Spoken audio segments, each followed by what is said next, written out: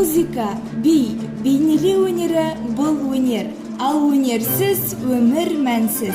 Себебі адам өнермен танылған, өнермен дамыған.